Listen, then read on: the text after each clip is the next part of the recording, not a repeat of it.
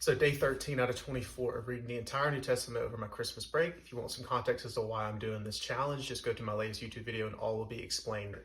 So my key takeaway is more of a question. It was from John 13, chapter 13, verse 26. And it has to do with Judas betraying Jesus. There's this verse that always I had a question about whenever I would read through the book of John, and I had the same question when I read it through it. So let's read it. John 13 verse 25 and then 26. So that disciple, leaning back against Jesus, said to him, "Lord, who is it? That is, who will betray you?" Jesus answered, "Is it he to whom I will give this morsel of bread when I have dipped it?"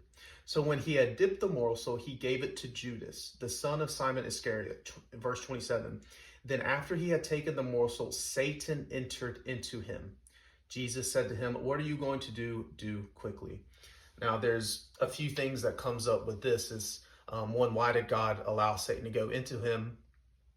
And also, up until this point, it seems maybe that Judas wasn't that bad of a guy. And I want to dispel some things, try to give the best answer that I have found thus far. It won't be the best thing.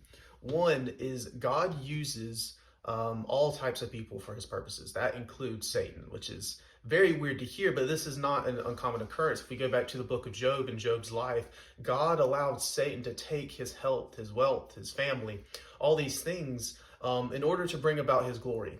So he allowed Satan to take away from him, and then in the end, it was given back to him. So this isn't uncommon for God to do. And then secondly, we have this idea that Judas was very innocent up until this verse.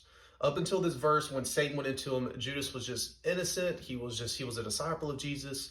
And that's what we have in our mind, but that's not true. If we go back to John chapter 12, verse 4 says this, "But Judas Iscariot, one of his disciples, he who was about to betray him, said, 'Why was this ointment not sold for 300 denarii and given to the poor?'"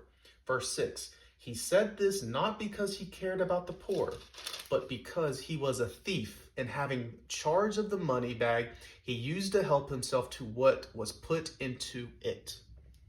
So he was not innocent up until this point. Satan used this love of money, this sinful heart that Judas had already, to betray Jesus. So that's the best answer I can come up with. I'm sure there's a better one, but yeah, I will see you in day 14